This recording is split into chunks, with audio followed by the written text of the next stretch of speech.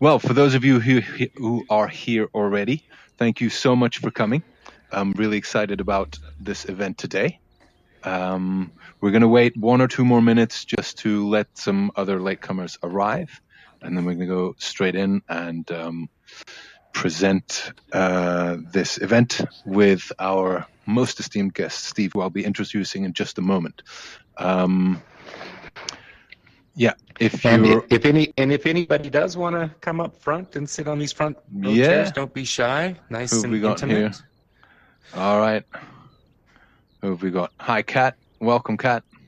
Come on over. Just to let you know, you won't be able to speak at the moment. You're muted, but later on you'll be able to join the conversation. If you want to come and join us, find a place to sit. We're about to start. Thank you very much. All right. Who have we got here? Oh, there's a latecomer. All right, he's late for his job interview there. Yes, his name is NPC. Yes. Okay. Very good. Hey, Caitlin. Yeah. Take a seat or stand as you like, Kate. Caitlin. Oh, I read Kat. All right, Caitlin. Fantastic. Right, David as well. Wonderful. Stand or sit as you please. I think we're going to make a start, guys. What do you think? You ready, Steve? Ready, Chris? Yeah, let's do it. All right, let's do it. Well, wonderful. I'm going to take a seat right here. One and all, thank you for coming. Thank you, Chris, for helping out. And this is another one of the Educators in VR on the Road event, a slightly different twist. So Educators in VR on the Road is usually exploring a platform, but this time round, we've invited a very special guest, and I'm super happy to say he accepted the invitation, and here he is. Steve, I'm just going to read a bit of an introduction for you, if I may, Steve. Steve is one of the world's leading evangelists in virtual reality and education, and we are very honored that you've agreed to spend an hour with all of us. I know you're a busy man.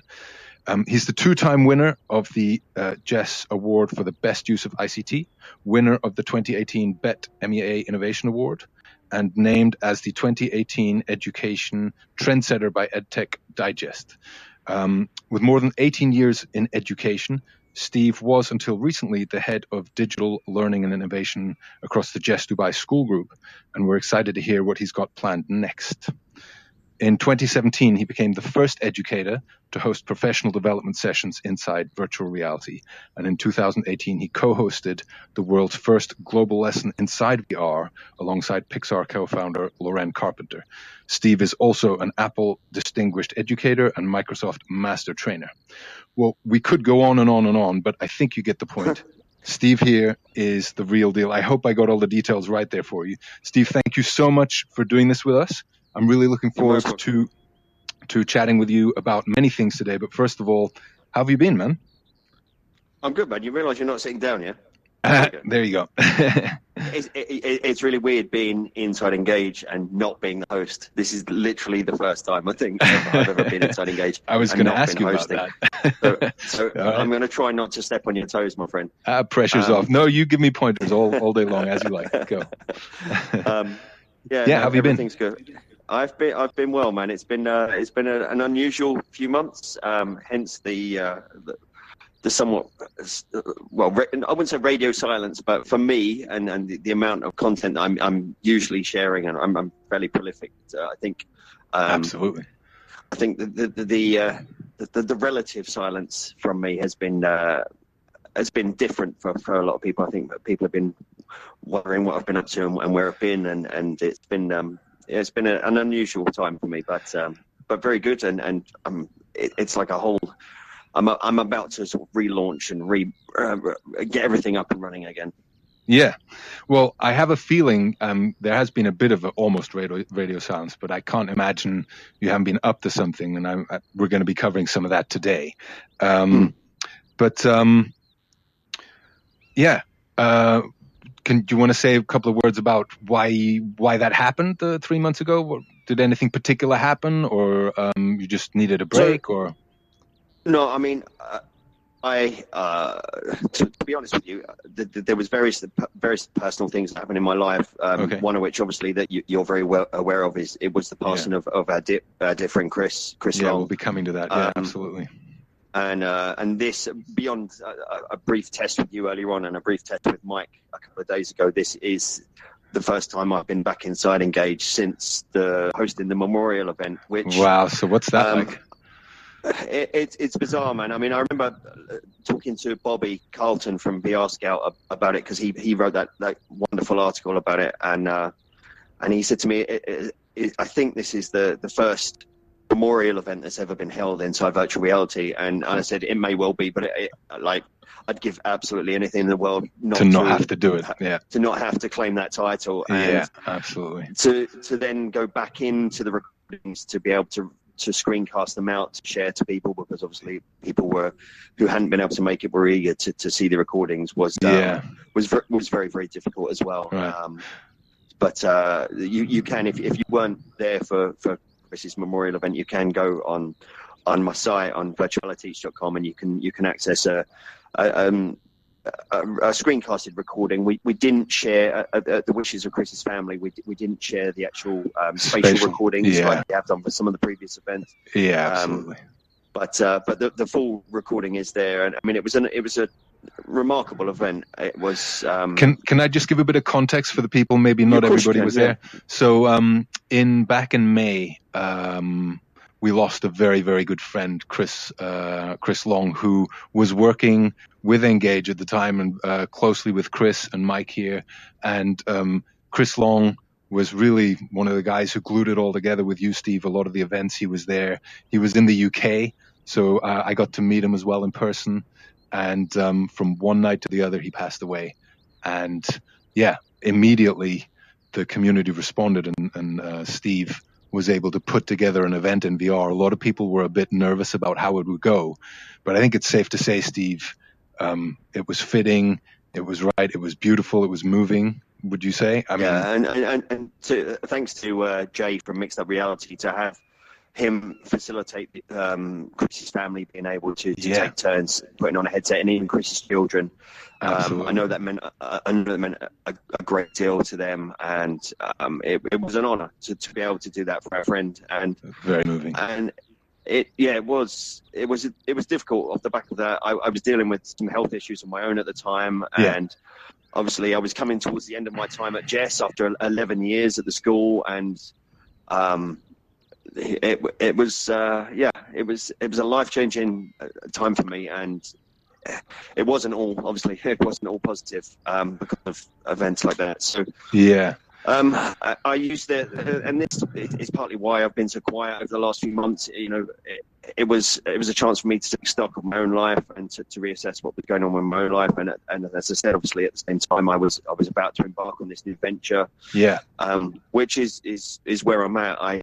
After working in schools directly for 18 years, and the last 11 of which here in Dubai at Jess, which is the Jumeirah English speaking school group, was one of the most prestigious school groups in the Middle East. To strike out on my own as a freelance consultant. Yes, so I want to talk about that. I mean, we know a little bit about how it's led up to this, but so what's ahead for you now? What I saw on Facebook, a couple of hints here, a couple of hints there. I didn't want to ask too much, or on Twitter, I think. But what's next for you, man? Yeah, I mean, as I say, it hasn't been radio silence. I'm still broadly, well, perhaps not as active as I used to be, but I have been active over the summer on Twitter at least. Not so much on Facebook and LinkedIn as I used to be, but I mean, in a perfect world, I think I would have set up just as a virtual reality consultant, like for education. But it was clear to me that there wasn't enough. There wasn't going to be enough work to sustain myself just working on virtual reality. Plus, I would have been turning my back on a lot of opportunities to harness some of the other specialities that I've got, whether it be social media, or it be computer science, or it be the work that I do with Microsoft technology, or the work that I do with Apple technology. So I kind of cast a slightly broader net, and I'm blessed that I've barely even marketed myself. I'm already a retainer to 3 schools, so I've got a steady income. Fantastic. And it's allowing me to pick and choose a bit more. So despite a long hot summer, because Dubai in the summer is a ghost town, it just, as soon as the school term ends, the place is empty. I know Dave over here came over to visit in North Wales, and he was basking. He was chilling in the Welsh summer. It was like being in a fridge for you, it's right? it's like 50 degrees, and no one's here. Like literally everybody I knew was gone, and I was stuck here because I had to get my license for my company. I had to then get a new visa and a new ID card, and there was all this logistics and paperwork that I had to deal with. So I stayed here with someone, dealt with all of that, but I'm already enjoying the freedom that it's affording me to be able to be my own boss for the first time ever. To be my own boss. And I think this is part of what you're working with, or is this part of the new work you're doing? Do you want to talk a bit about this? Over the last 3 years at Jess, we've hosted a conference, the Jess Digital Innovation Summit. Yeah. And right from the off, my former boss and director Mark Steed, he always said, in terms of companies that we worked with, like to what's the word I'm looking for, to sponsor the event, to have stands at the event. He said right from the start, I only want companies that we work with at Jess. I only want companies that I can turn around and vouch for myself. Yeah. And we turned down all kinds of offers for sponsorship from companies that we had nothing to do with. Yeah. And so that's kind of the approach that I've taken with my business now is, so I'm working with HTC Vive because I have an ongoing relationship with them. I'm working with Microsoft. I'm working with Nearpod because I've had a great relationship with the Nearpod team for a number of years. And obviously the Class VR, Rupert, I don't know if he's here, but Rupert from Class VR has been a long-standing CBD and VR guest and contributor. And I remember probably about a year ago, it was around about the time that the Ready Player One movie came out. We did the scavenger hunt here. Yeah. And he won, right? He won, and prize was I had 2 Ready Player One extra life coins. Yeah. Okay. And I sent one of them to Chris Long. Yeah. With the address labeled Chris Parzival Long. So Chris Long had them, and I had the other one, and I set that as the prize for the scavenger hunt that we hosted here. And Rupert won. Yeah. And then when I was at Bet in January, I said that I would come and find him and deliver him. But he paid me back in kind because, of course, he had his DeLorean on the stand there at Bet. The original DeLorean. I was one of the few people that actually got to not just to take a photo with it, but actually he let me sit inside it. Yeah. And nobody would have known if you'd have gone into the future and back, because there would have been no time. So trust me, it's the most uncomfortable car you will ever experience. It's so uncomfortable. I nearly broke my leg getting in and out of this thing. But, so I spoke to Rupert before the summer about the potential of doing some work with Class VR. Yeah. It's not Class VR. Just to clarify, Class VR is not something that we were using at Jess, but it is something that various people I know were using. Yeah. It was a product I was familiar with, and it was something that I could see the benefits of this kind of turnkey solution for education. We're using it as well at our college project in North Wales. I'm using it. I quite rate it. There's a lot of content, and the functionality of being able to screen simultaneously to and control that is invaluable.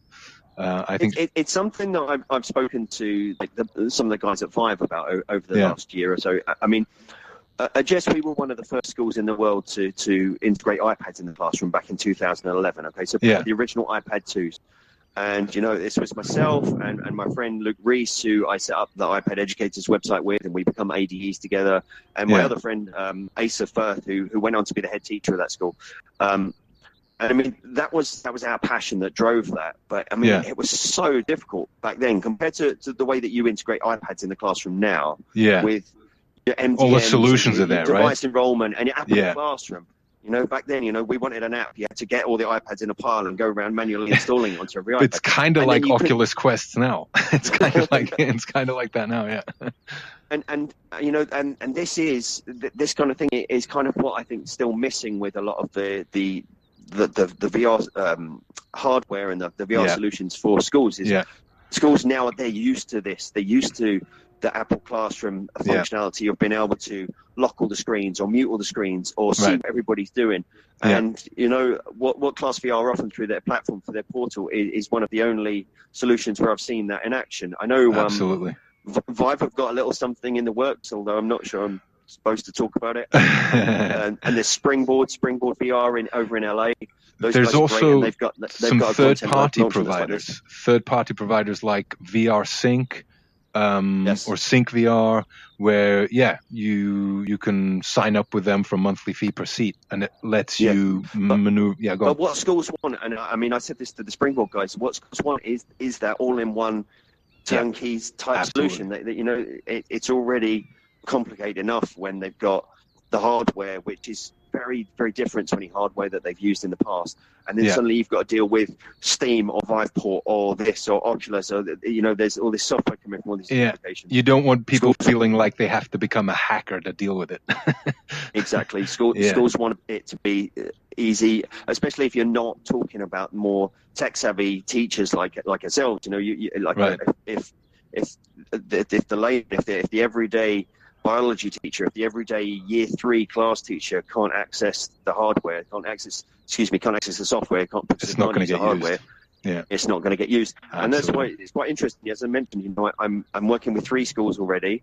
Yeah. And two of these 3 schools have Class VR sets. Ideal. And unfortunately, what happens in this part of the world, living here in the Middle East, is companies like Class VR, Nearpod, whether they're app developers or hardware providers, they find local resellers, and quite often what happens is then the resellers, they go into a school, they say, look at this, isn't it shiny, isn't it awesome, you want this VR, you know, you want to be innovative, and they sell it, and then they maybe deliver some sort of lackluster training, and then they disappear off into the sunset with their pile of money.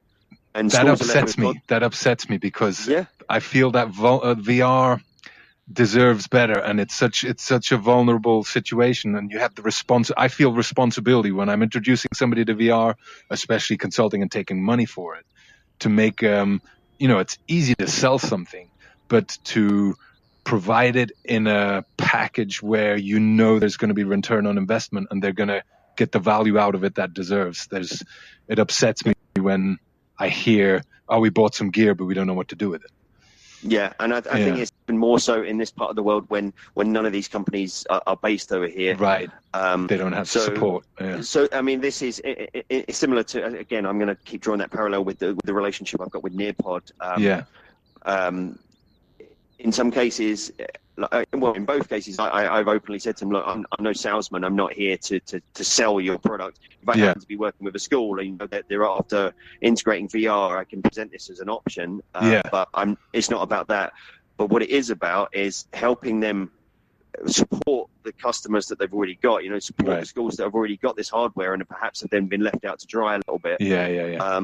Or in some cases, I mean, again, and this is partly the nature of Dubai, is a very transient place. People come, people go. One of the schools I'm working with, you know, the lead for Class VR was I think their head of year 6. He was trained up. He was the kind of project lead and everything. And then at the end of last academic year, he went back to the UK.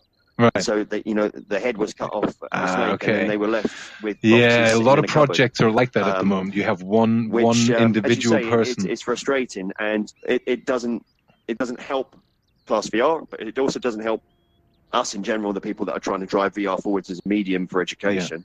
Yeah, indeed. So this is the type of thing that I'm going to be doing in terms Sounds great. My work with them.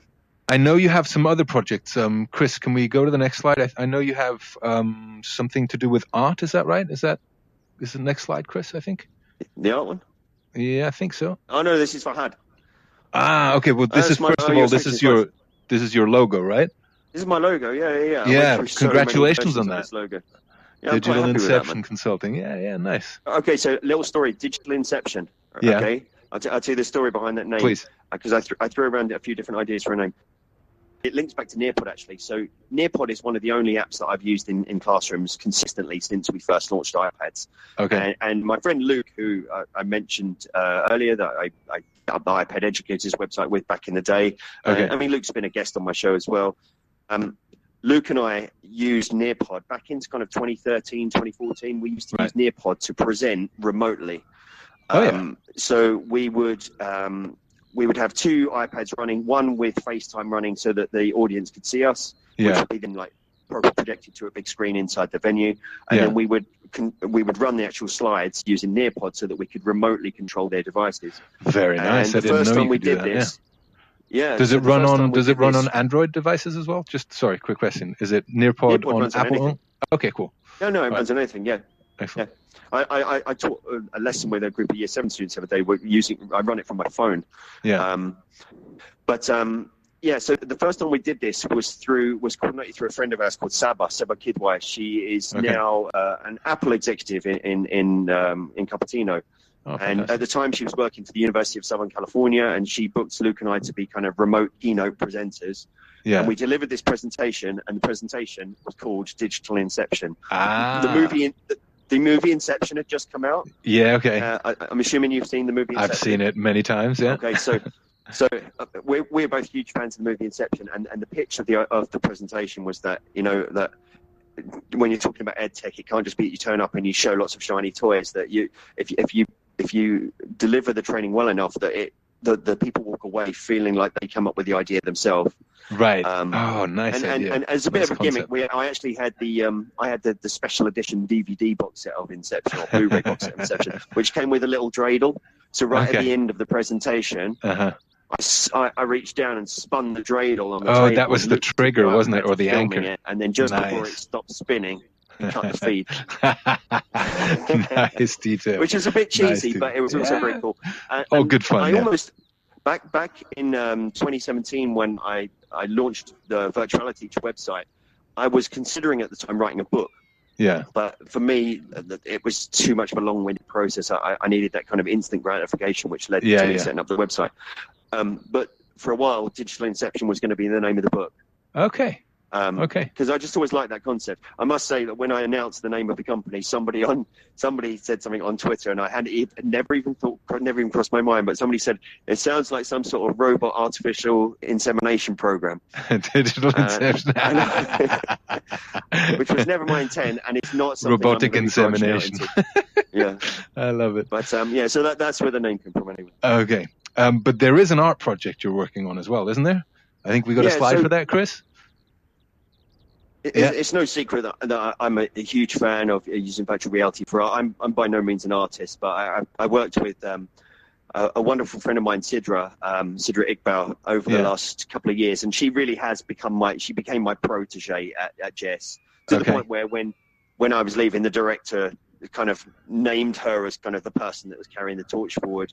Nice. And she ended up with her own Via set in her art room, and she could set it up and take it down and run projects, so she didn't need me anymore. And nice. Came onto my show along with who was with me. It was Joel Kramer from the Kramer Collection, and her, and Jesse Damiani from VR with us as well. Okay. That was a great show. That you can find the recording of that on my site.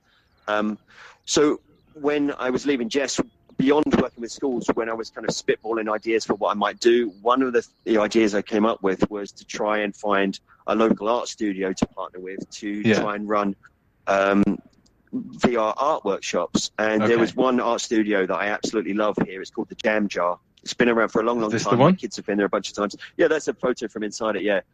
Lovely space, very, very well respected. These guys, they partner with like the Louvre Abu Dhabi and the Etihad Museum here in Dubai. Wow. They run all kinds of workshops. So I reached out to them and asked if they'd be interested, and it turned out they were very interested, and that they'd been looking for new ways to integrate technology. They'd been doing art workshops for Apple, but in the Apple store here in Dubai. But they were looking for new and exciting sort of art tech fused projects. So I took a Vive rig down to the studio, stuck them in Tilt Brush, and everything's kind of started rolling from there. So we're running a first event on November 9th, which is kind of like a taster event. We're just going to let people come and have a quick go. And then from December, we're going to start hosting, I think a couple of times a month, we're going to be hosting like full 8-hour workshops where what we're talking about is still kind of in flux a little bit, but we're talking about sort of 2-hour workshops where we've got the one thing that I was adamant about was that I don't want to end up with 50 kids coming when I've got five set up, and then they're waiting for a go. So I put a schedule together where they're working 2 students to a rig. So if we get 5 set up, then we've got 10 students in that 2-hour block. And in that 2-hour block, they would then each get 1 hour of hands-on time, but it also facilitates them having time without their headset on, so they get a natural break. And then supplementing that with some YouTube content from like Sabi and Anna Dreambrush and that, so that they've got some inspiration. Exactly. Yeah. And there'll also be some, one of the great things about Tilt Brush, and if you're using Tilt Brush at all, I can't recommend enough that you Google or go on YouTube and search how to bring in the reference images, because for us at Jess, that was the turning point in terms of the quality. What, the reference images? Being able to bring in the reference images is so important. Okay. So whether that is, we've had students painting sunflowers and they went online and found a bunch of different photos of sunflowers to bring into the space, so that they've got them there in the virtual space, or that it's a student has sketched something with a pen or a pencil, or they've done a painting, and then they just take a photo on their phone, load it in, and then they pull that in, so they've got that in there to refer to. It makes such a huge difference in terms of how the students are working, because they haven't got to keep taking the headset off. By the way, just on the note of Tilt Brush, I think it was yesterday, either on Facebook or Twitter, there's some kind of competition for people using Tilt Brush for art, and there are different tiers. So there's beginner entries, there's mid-level, right up to professional. Anybody can submit anything. The deadline's quite soon. I think it's early October for anybody who uses Tilt Brush. I was considering having a crack myself, and maybe my son, just do anything and take part. But the Tilt Brush is really developing. No, I didn't. I actually didn't know about that. And to be honest, I've got I as part of the lead up to this, I've been working with a 10-year-old artist called Yasmin, and I mean this girl is unbelievable. I've never seen an artist my mum is kind of semi-professional artist, and I showed her some of the work by this young girl, and she was like, she's 10, and I was like, yeah, seriously, she's 10. I stuck her inside Tilt Brush, and with practically no guidance at all, she produced the most amazing dress design, which you go on my Twitter feed, you find it. So when we were looking to do some promotional stuff for the events at the Jam Jar, and they said, it'd be good if we had some video. I said, hang on a minute, I've got the perfect kid to do this. So it was a week ago, actually. It was this time last week. She came and we filmed her, and she did another dress design, which was even more amazing. And this was only a second time inside the software. It's always amazing to put someone with actual artistic talent inside a platform like Tilt Brush. So I'll definitely be telling her about this competition. Nice one. So are there any more projects other than Class VR? You're working with Digital Inception on this art project. Anything else you got stacked away for the near future? I'm going to be doing some work with the local Microsoft team. I've worked with them closely over the last 4 years. They're great guys. And that's kind of, I'm a little bit kind of non-disclaimer on that. I can't really talk about that too much at the moment, until inks are dry on contracts. But and obviously I've always got bits and pieces spinning with the local Vive team here. They've always been amazing to me. But I noticed you did have the photo up before of Fahad. Have you got that one? I think we do, Chris. We had Fahad on my chat show live from Dubai. I think it was April. It was the one with the where we sung Happy Birthday and we had all the bunnies on the moon. Yeah, there we are. Yeah, Fahad there. So Fahad, although he's technically that Kandora he's wearing, the white one is the Emirati one. It's the Dubai Kandora. Fahad is originally from Saudi Arabia, but he grew up in the States. So if you talk to him, he sounds American. But he's a great guy. He runs Nuat VR, which is a VR company based here in Dubai. They did all of the VR installations for the Kidzania. That's right. They've done. I remember. I remember done some amazing stuff. Really, really innovative stuff. And he'd been looking. Fahad talked when he joined me on the show. He was talking about how he had looked at his kids' own schooling and decided it wasn't good enough. So he went to that school and said, "Right, I'm going to give you loads of VR equipment. I'm going to build you a VR lab, and you tell me what you want, and I will build the experiences for you." Yeah. And so he's still broadly working on that project, and I've been talking to him and about various opportunities there. So hopefully there's going to be something we're going to collaborate on there. And nice. Fahad is a very smart guy, and he understands what we were talking about earlier. That kind of the solution, turnkey solution. Yeah. You know, it doesn't work if a hardware developer is turning up at a school and says, "Look, I've got all these awesome headsets. Do you want some?" Yeah. Because then you're left with headsets with no content. Similarly, if the content developers are trying to sell you content, but then you've got to worry about also the headsets or the laptops. You need the packages, right? You need the the ready packages. What was interesting was I was at his studio, I think 2 weeks ago, and it was actually the very first time I got to try the Oculus Quest. Now that will probably for someone like me that does so much work with VR, that'll probably sound like I need to be thrown. I need to give my badge back or something because I only just tried the Oculus Quest. But for context. And I've said this at events before. I've said this in many events before, and many times inside the events I've hosted and engaged. Oculus has next to no presence in the Middle East. It never has. The Oculus Rift never launched here. The Oculus Go never launched here. Yeah. There's a Facebook office here, but they just don't value this market. Yeah. Now the Quest has launched here. Okay. If you go into the Virgin Megastore in Dubai Mall, they have a couple of Quests on the shelves in the Vive section. There's a big Vive with Vive logos because Vive's everywhere. Yeah, I've had the whole region just on lockdown, but there are some Quests there. The catch is that they're double the cost of the American price. Okay, they're literally double. And you're not only paying double, you're paying double to buy something where you're not going to have any local support either. So, for example, like earlier on, we were talking about the fact that like one of my, because I'm on my Vive Pro that I got last year, but I'm using my original Vive controllers from my first Vive, and one of them, one of the buttons has started to back up. So I WhatsApp Nicholas from Vive, and I was like, look, I've got a faulty controller. Yep, fantastic. I'll speak to our team, and we'll source a replacement. Even if I bought that Rift at that marked up price here, I wouldn't have the same level of support, which worries me, and especially worries me for schools.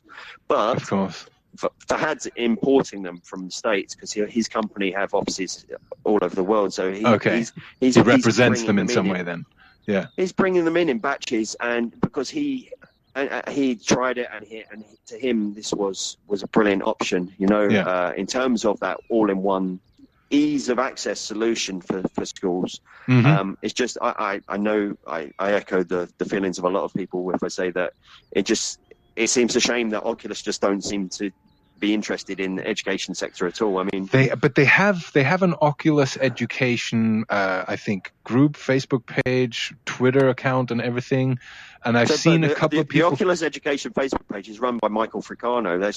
It's not nothing. It's nothing. But no, there is something else. I've seen something else that seems official by them, if I'm not mistaken. I know the one you mean. I know there is an Oculus Education, but I've seen some Oculus Education official accounts. Maybe it's Twitter. Maybe. And I know that they are running some programs, and so I was communicating with somebody who's running a program with them or had some kind of support. But yeah, you're right. It's not. They're not promoting the priority.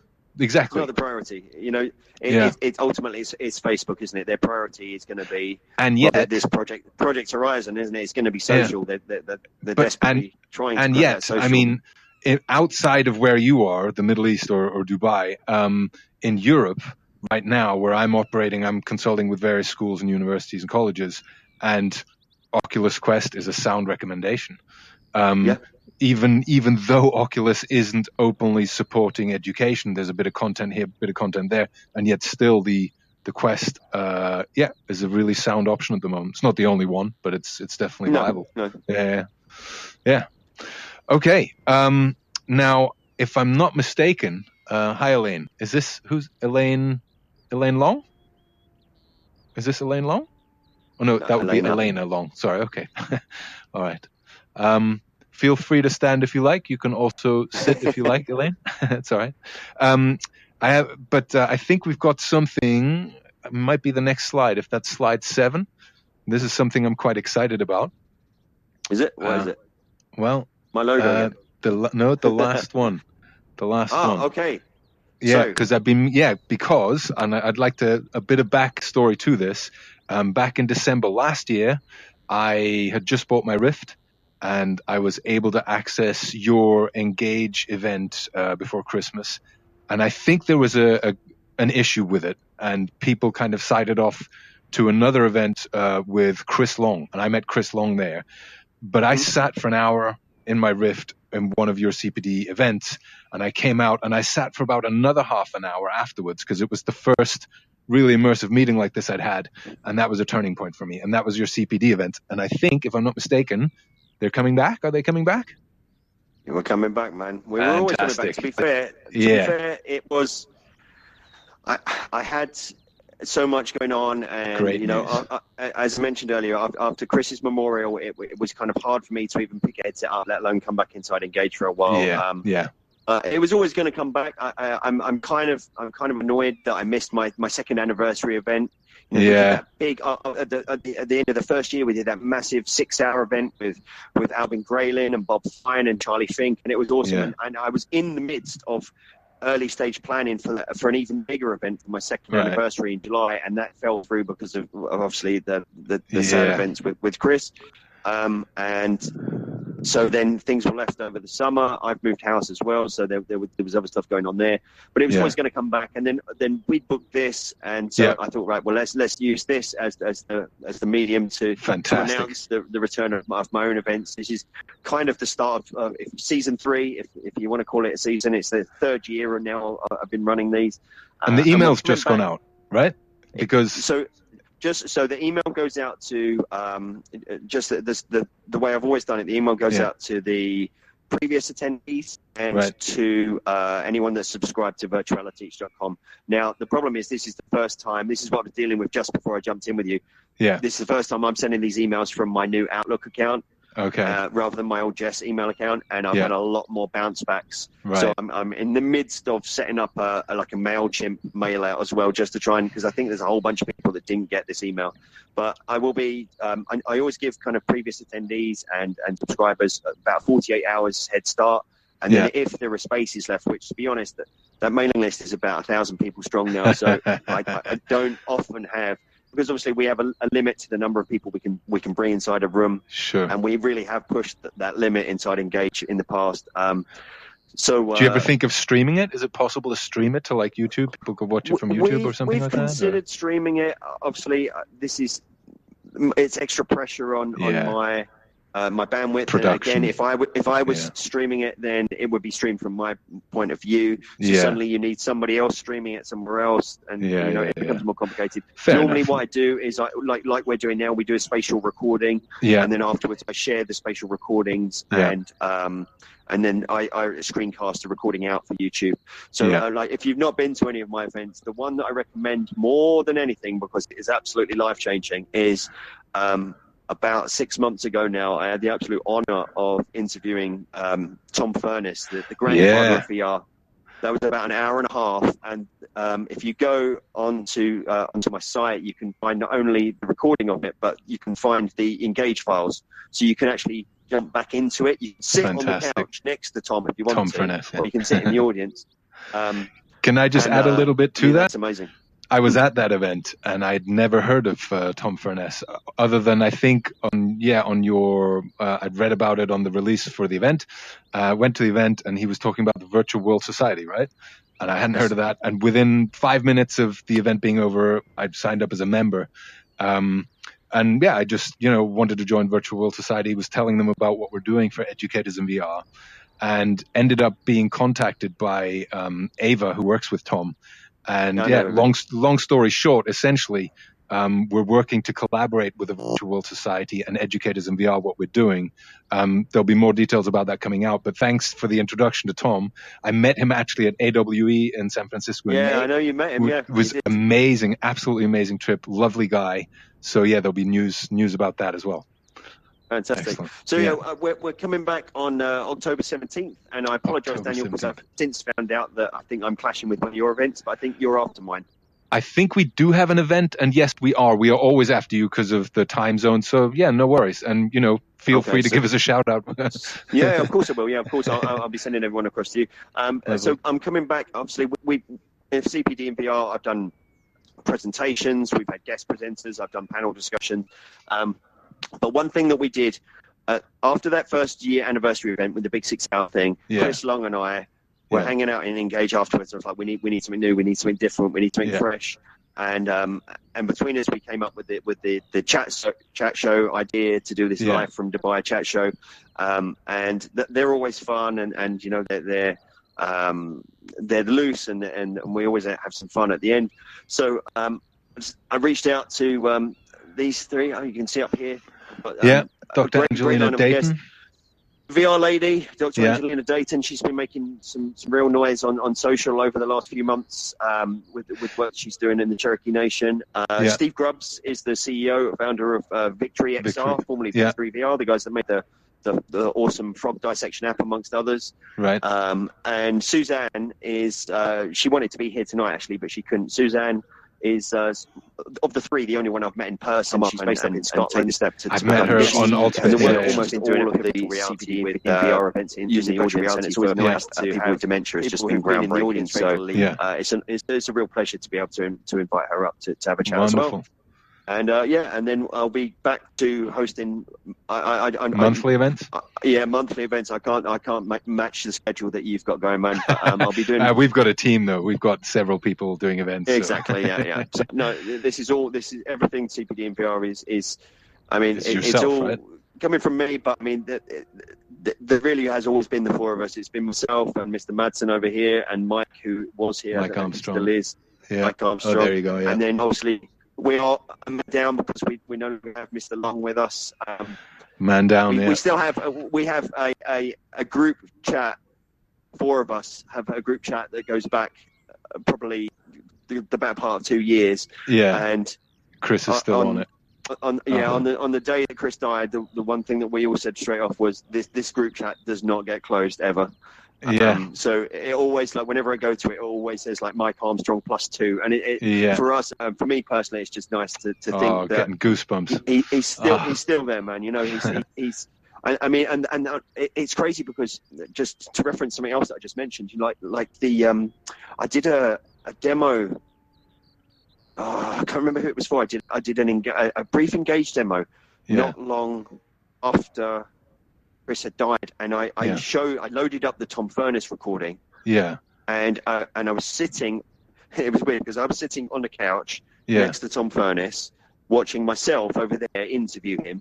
Yeah. And I could just see this figure flickering around in the background, flying up on the chair and everywhere. Yeah, he was taking pictures. And it's Chris, and it's this 3D recording of Chris with his own face on. Yeah. Moving around, because he was always like my unofficial cameraman, taking all these photos. And it was both the most heartbreaking thing and the most uplifting thing at the same time. It's like when you have a dream of the person who you've lost or something like that, and it feels so real, and then you wake up and, it was only a dream. Like, Madsen has dozens and dozens of these spatial recordings with Chris, you know, so when Chris's kids are older, they're going to be able to, like, step into VR and their dad's there. That's amazing. That's a whole new, that can only happen with virtual reality. Well, we're hitting Tony Stark level when you start doing stuff like that, aren't you? So, October 17th is always free, always fantastic. Fun. And got some great guests coming on, and see what you get up to after that one. Excellent. And hosting events again. Yeah. Fantastic. Great to have you back, Steve. It's amazing. Fantastic. Thank you. We've covered a lot of ground, and just want to, before we, let's go to questions. How about we do some questions first? Right. Essentially, if you have a question, let me know. Raise your hand, and I will, or a comment, or you want to say hello to Steve. Just can be anything you want. Anyone want to contribute anything? Otherwise, we've got Caitlin. Let me switch Caitlin. There you go, Caitlin. You should have a mic now. Sure. Can you hear me okay? Yeah, hi. I can, and Chris is pointing an arrow at your head. Hi. Oh, okay. Hi, Steve. Hi, everybody. Hi. I've been taking some pictures in surround. Fantastic. So I'll tweet those out after, and I just want to thank you for this fireside gathering. I love it.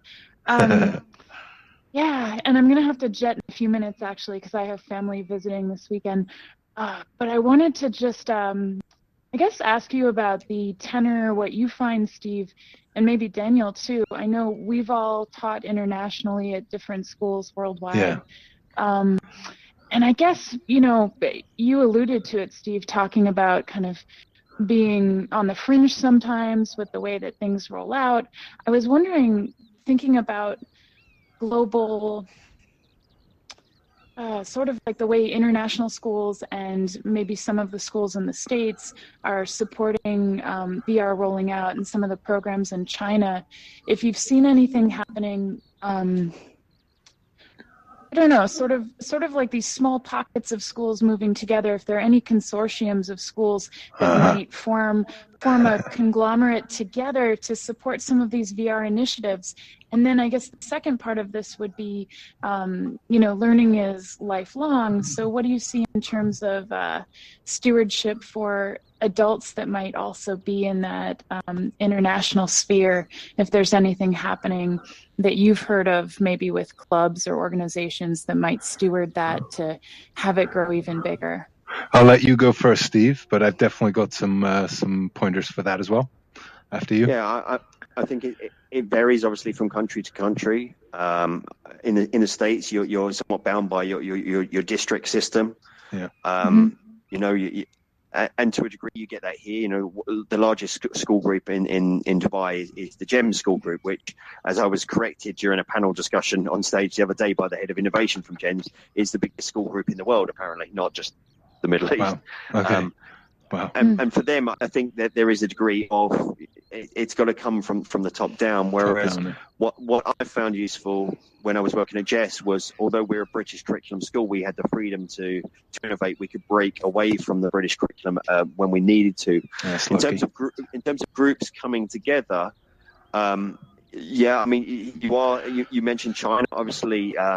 Vive in particular, with a heavy presence in China, and a shout out to my good friend Paola Paulino, and her company over there, Pioneer XR, that they're doing some amazing work with schools over there, where they're actually deploying dedicated VR programs in schools. But we are still at the kind of pockets of excellence stage. You use the word pocket. It is still broadly that right now. It hasn't hit mass adoption, and I think until the word that I always go back to is the word Alvin Graylin used during the keynote with me a year and a half ago. He was talking about friction and about the amount of friction involved with VR adoption. Like obviously when I'm talking, I'm not talking like the class VR stuff, the 3DOS stuff, but the friction involved with deploying Vives or Oculus en masse. Sure. The Quest does go away. The Quest definitely goes away, and to a degree that the Vive Focus Plus as well, they go away towards removing some of that friction. Yeah. It doesn't by any means remove all the friction. Yeah. Go on, Daniel. Yeah, I'd love to add something to that, Caitlin. So with regards to schools coming together, we're actually educators in VR. That's Laurel over. Where are you, Laurel?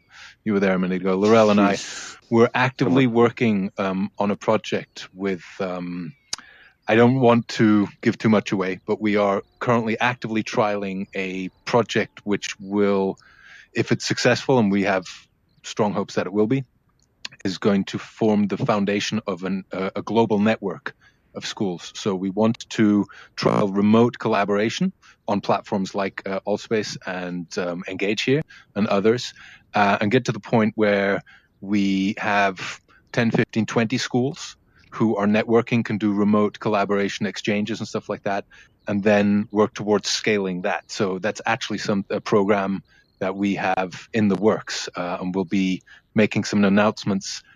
In fact, that's something we're working with the Virtual World Society on at the moment. Mm-hmm. We're not putting too many details out there, but that's something that's happening. Just wanted to put it out there. Beautiful. Yeah, thank you. Maybe that'll solve some of those problems, like the box on the shelf that doesn't get used or something like that. That's the idea. Too. That's the idea. Yeah. So, Steve, you were saying it needs some top-down approach, and I agree with you. But educators in VR at the moment, we're very much trying bottom-up, because there are amazing people out there, and they're all, a lot of them are coming together on our Discord server in the community we're hosting there. And the amount of people joining who are saying, I've got some quests, I've got something, can we connect with, other schools? And so out of that has grown this idea that, yes, let's build a way for schools to connect, through us with our support. So if you've got a couple of quests and you're in a school, join the network if you like, and then you can access schools all around, and it'll be a little bit, moderated by us and supported by us. So you're not out there on your own. There's no point reinventing the wheel. That's the superb. idea. Yeah. Yep. Yeah. And I'm anybody independent too, but I'll be drifting around into different schools as well and seeing. Well, it's not only for schools. It's not even only Yeah. for educators. It's going to be right down to families. Families will be able to join that network, and individual students, learners. And with regards to, you were saying about lifelong learning, that's also a program that we're actively supporting. And I know the Virtual World Society is developing programs for lifelong learning specifically. Yeah. So there are things happening, and we'll be awesome. we'll be posting about that in the next few months. Yeah. Great question. Michael in here the other day. Was where's Madsen? Is it Michael? His name? Michael McDonald. Yeah, Michael McDonald from Gold Lotus. Gold Lotus. That's right. Delivering the language learning classes inside Engage. That's right. Which was cool to see. I've been chatting to him on LinkedIn a little bit. It's a good guy. He's a great guy. He's actually teamed up with us, and he's running a series of events for the V language learning track. Yes, you did one just the other night. Yeah. Just the other night, exactly. That was great. We had Dr. Aaron Rowley from Linguisticator and his memory palaces. Is amazing. So that's going to be pretty much a monthly, maybe bi-monthly event. We don't know. Keep your eyes on the social media announcements. But we're slowly developing other tracks, and the lifelong learning one, diversity track we're building. So we're going to have kind of themed teams, and anybody wants to join in and contribute, that's what we're all about. Cool. All right. Well, I'm going to bid you goodbye now to everybody. Thank you so much, I'll see you real soon. I'm Daniel. I'm going to have to jump off as well, Daniel, because it's getting kind of late here now for me. Absolutely. Bye, okay. We have other questions. Can we take one more quickly, Steve, or do you need to go? One more go. Yeah. See you later. One more question. Who? We got a question. I think. Bye. Karen over here. Karen's got a question. Got her hand up. Let me switch you free. Just a second. Karen Alexander. Yeah. I think so. Hang on. Where's Karen? Karen. Here we go. Karen, you should be good to speak. Great. Thank you so much. And hey, Steve, Karen. it's wonderful to see you back and engaged. Really excited about the upcoming CPD and VR and about this session. I'm working primarily at the community level, working with a after-school arts program, an after-school school to career program in underserved areas, and also working with our local community television station, sort of a cable access sort of thing in Pittsburgh, Pennsylvania, where I'm based, to provide events where people can try out VR for free at sort of a community literacy, a digital literacy sort of event, and trying to promote equitable access to the technology and to educate students whose schools may not have the resources to have this equipment in it. So, it's slow going and it's hard. And so I wondered if you all could give me, Daniel, I'd love to be connected to your efforts and please. see what you're doing. And but also just what sort of advice would you have for running these kinds of programs, and how might they differ from the school environment, better or for worse? I mean, in some ways there might be fewer restrictions, right? But Yeah, potentially. You're right. Potentially you're going to have less red tape, but in some ways you want a degree of red tape, don't you? Because it's covering. Gives you your safety back. as well, yeah. All it takes is one kid goes home after doing something like that, and then it starts complaining of a headache, and a parent takes things the wrong way, and then before you know, you've got to unpick a mess. My suggestions would definitely be to think about some sort of disclaimer forms to make sure that you're covered from that point of view.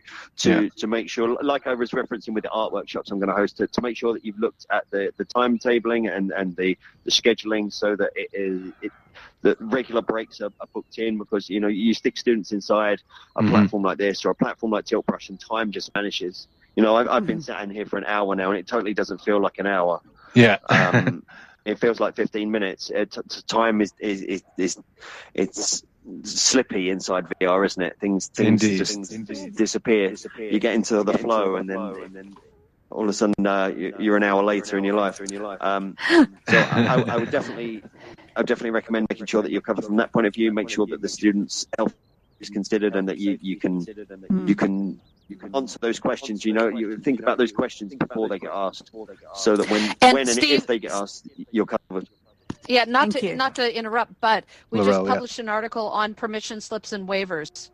Yeah, there's a couple of templates, is it? .com. Okay. Yep, we have templates and talks about it. Fantastic. Thanks. Maybe we can let's send that link out in a follow-up email. That would be awesome. It's a great. I looked through that. It's awesome. It's got all kinds of resources. Thanks for that, Laurel. Very cool.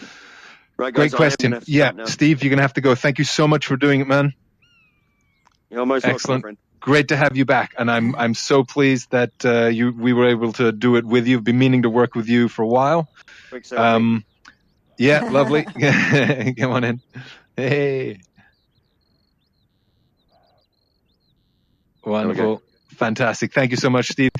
Just before everyone else goes, if you don't already know, we have a website, educatorsinvr.com.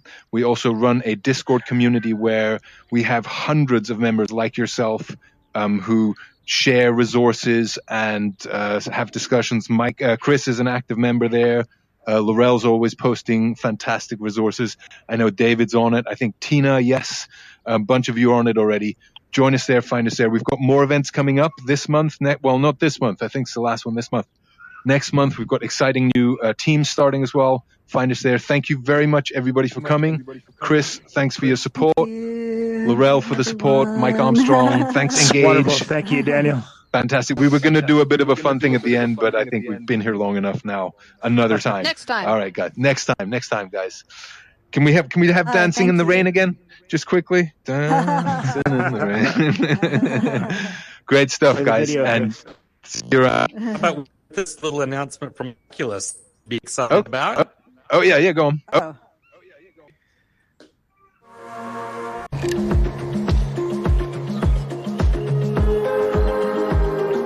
That's going to be amazing. That's going to be amazing.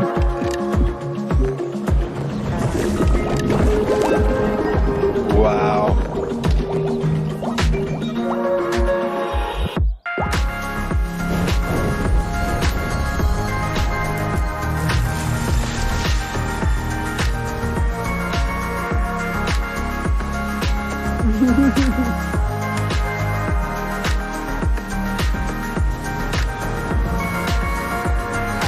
That's going to be great.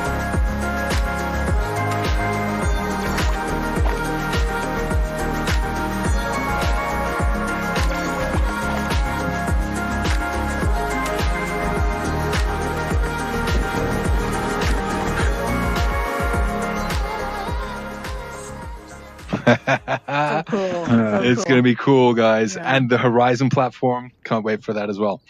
Again, thank you so much, everyone. See you again soon, and see you around in VR. Excellent. Thank you. Awesome. Thanks, Bye. everyone. All right. Thanks. See you guys. Bye, guys. Bye, everybody.